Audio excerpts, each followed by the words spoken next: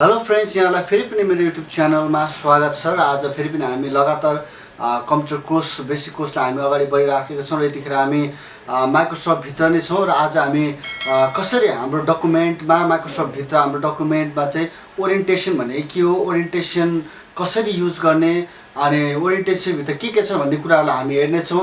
आशा छ यो भिडियो तपाईँलाई मनपर्ने छ। यदि तपाईँले अहिलेसम्म तपाईँले मेरो च्यानललाई सब्सक्राइब गर्नुभएको छैन भने प्लिज तपाईँले मेरो च्यानललाई सब्सक्राइब गरिदिनुहोस् र बेल आइकनलाई थिचिदिनुहोस् ताकि तपाईँले तुरुन्तै मेरो नयाँ भिडियोहरू हेर्न सक्नुहुनेछ।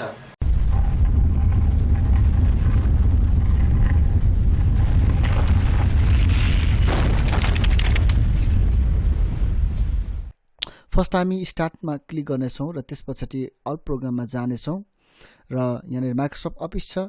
यसपछि हामी माइक्रोसफ्ट अफिस वर्डमा जानेछौँ र एउटा हाम्रो डकुमेन्ट आयो। यो डकुमेन्ट हाम्रो मानव हामीले क्रिएट गरेको डकुमेन्ट हो। अनि यो डकुमेन्टमा मैले एउटा स्क्रिप्चर यहाँनिर मैले टेक्स्टलाई कपी गरेँ र मैले यहाँनिर पेस्ट गरेँ। यो एउटा डकुमेन्ट हो। अनि यो डकुमेन्टमा कसरी हामीले ल्यान्डस्केप र प्रोटेक्ट लाउने, अर्थात् ल्यान्डस्केप भने के हो, प्रोटेक्ट भने के हो भन्ने कुरा तपाईँलाई म बताउन चाहन्छु। ल्यान्डस्केप भनेको र प्रोटेक्ट भनेको चाहिँ ठाडो अथवा तेर्सो। जस्तै हाम्रो यो डकुमेन्ट अहिले म एउटा यसलाई प्रिन्ट प्रिभ्यूमा लान्छु। यो प्रिन्ट अहिले यो हाम्रो कस्तो छ, यो ठाडो छ होइन, ठाडो अर्थात् तेर्सो, यो ठाडोमा छ, यो प्रोटेक्टमा छ। अब यसलाई हामीले हाम्रो डकुमेन्ट म ठाडोमा लान्न, यस्तो म प्रोटेक्टमा गर्दिनँ, म यसलाई चाहिँ ल्यान्डस्केप अर्थात् तेर्सोमा गर्छु भन्न चाहनुहुन्छ र आफ्नो डकुमेन्टलाई त्यसरी मिलाउन चाहनुहुन्छ भने चाहिँ तपाईँले आफ्नो डकुमेन्टको लागि चाहिँ फर्स्ट तपाईँले यसरी क्रिएट गरिसक्नु भइसकेपछि तपाईँले पेज लेआउटमा जान जरुरी छ। पेज लेआउटमा क्लिक गरिसकेपछि यहाँनिर तपाईँ पोर्ट्रेट र ल्यान्डस्केपको अप्सन छैन, तर हामी जानुपर्छ ओरिएन्टेसनमा।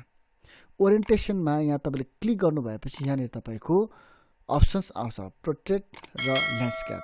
अहिले हाम्रो यो डकुमेन्ट चाहिँ प्रोटेक्टमा छ।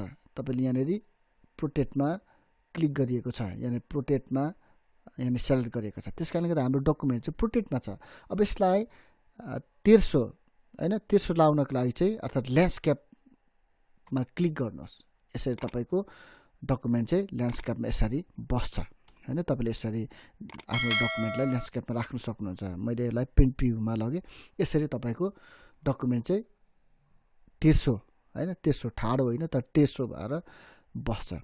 कुनै पनि तपाईँको डकुमेन्ट छ, कुनै पनि तपाईँको फाइल छ, यसलाई तपाईँले ठाडो प्रिन्ट प्रिभ्यूमा लगेँ मैले, ठाडो अथवा यसलाई ल्यान्डस्केप प्रोटेक्ट वा ल्यान्डस्केप कसरी तपाईँले राख्न चाहनुहुन्छ आफ्नो डकुमेन्टलाई, यसरी तपाईँले आफ्नो डकुमेन्टलाई चाहिँ ठाडो वा तेर्सो होइन, प्रोटेक्ट वा ल्यान्डस्केप गरेर पनि तपाईँले राख्न सक्नुहुन्छ।